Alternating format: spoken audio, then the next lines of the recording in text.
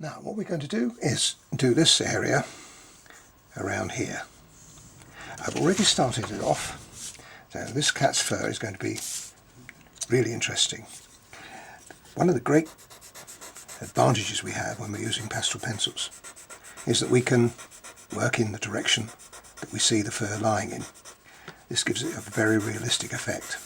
Now, as you see me go across this area, you'll see, watch me as I change the angle of the pencil. And here we're going to pull it down. So when you get to here, you really are pulling right away, like that.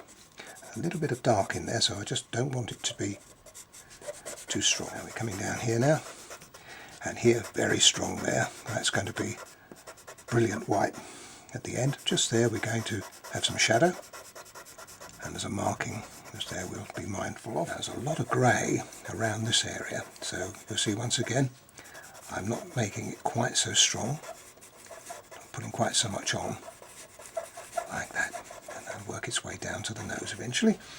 Okay, well now that's all the white I think I want at the moment, so we want to now put some grey.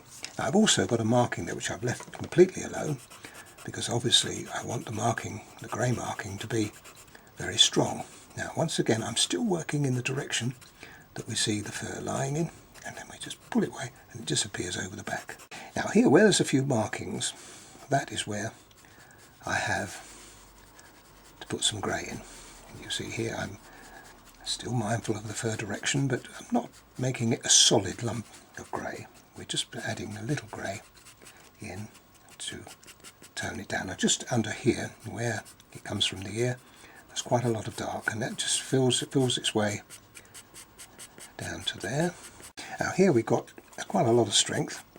We'll come off here and off from there. That filters through and disappears as we get to the top, and those two marry together. Okay, and we've got nice and strong, and that will then follow in the direction that we see the fur falling in, come down, and again we can just now interfere with that grey that we've got on there.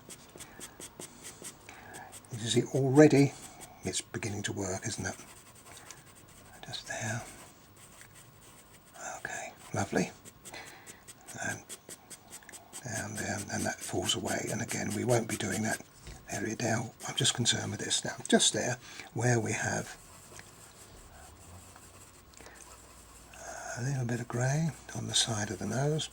That comes down and it ties up down there, and that's when we do the nose, we'll pick that bit up.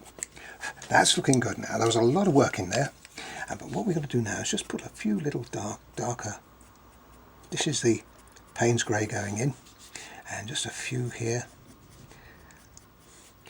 You could slightly overdo it, because when we put the white back in, which we are going to do, we'll need to go over the top of it. Now here we're going to be a little more careful. We've got the grey and we can see where the marking's going to go, still registering in the direction that we see the fur lying in. You see already that's now beginning to work really well. Coming down here and then falling away. What we don't want to do with this is to expand it beyond the grey that we've already put in. The grey underneath acts as our buffer. Now we can do the same thing here. There's quite a lot of work we can do here. I'm going to do as much as I can as time will allow me to. And here, very important marking, very strong, striking marking, this one. It's got to be strong. And remember, we're only using the Payne's grey at the moment. We haven't gone into the black yet, which we're going to use. And just in the darkest part of the shadow area, we just put a little bit more depth with the Payne's grey. Touch that with your finger. You could use a paper blender with that, or you could use a colour shaper if you want to. You could return, and you would return several times there. But here what we're going to do is, obviously time wouldn't allow me to keep fiddling with it, as long as I get the general idea. And now I've just moved those two together, and you'll see that now looks rather nice, like that. Now we're going to put in the black. Now the black will go on top of the grey. Again, very important now that we stay within the area. I'm just going to use a slightly sharper black there. There, and there, like that. When you see, I'm being picky now, just picking out those areas, the deepest areas, and just leaving the grey underneath. Now here, the most important one really is to go in, just make sure we don't come over the top of the white. You'll see how rich that's becoming. Now that's rich because of the base colours we've already put there. If we hadn't put them in like that, we wouldn't be as rich as that. They're looking good at the moment. Now this is the clever part. What we're going to do now is use a quite a sharp point, and we're going to flick now. Obviously, if you touch that, let me do it. You're going to bring the black back. Okay. So what we do here is we twist, and you'll see me doing that. And it won't matter too much if you do bring a little bit of the grey back. Do you see how that works?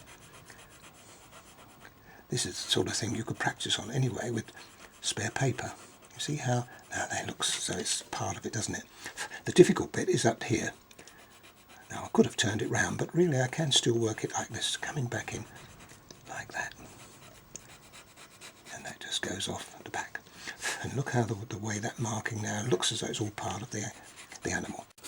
And here and there, looking good. Might as well pick up over here as well while we're about it. Now you see all the cat's fur beginning to really look as though you can scrunch it. That's the idea of it. And just a few little flicks across there.